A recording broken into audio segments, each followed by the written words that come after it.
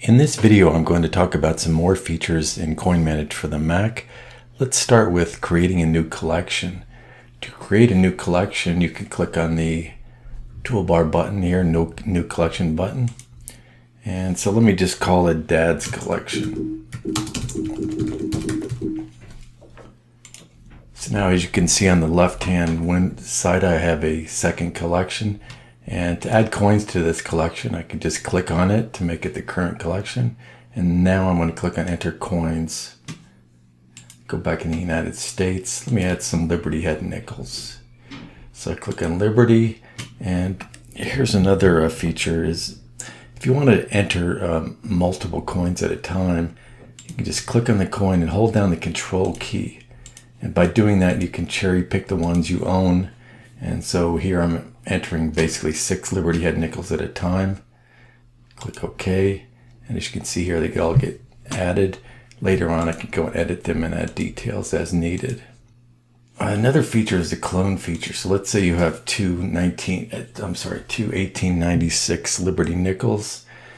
What you can do is clone the 1896 nickel, and let's say one is very fine condition. Click on very fine, and the second one is AU50. Click OK, and you can just basically enter the details for each one of them.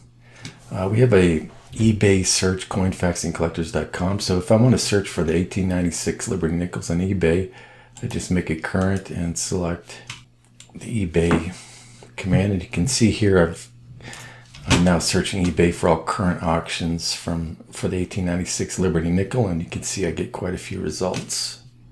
Now, to move coins between collections is quite easy. All you do is select the coins. Let's say I want to move 2 of my Liberty nickels from Dad's collection to my collection. I'll just click on one, again hold down the Command key to select both of them, and then I just drag them into my collection. And you can see here they've been added. Okay, so that's it for today.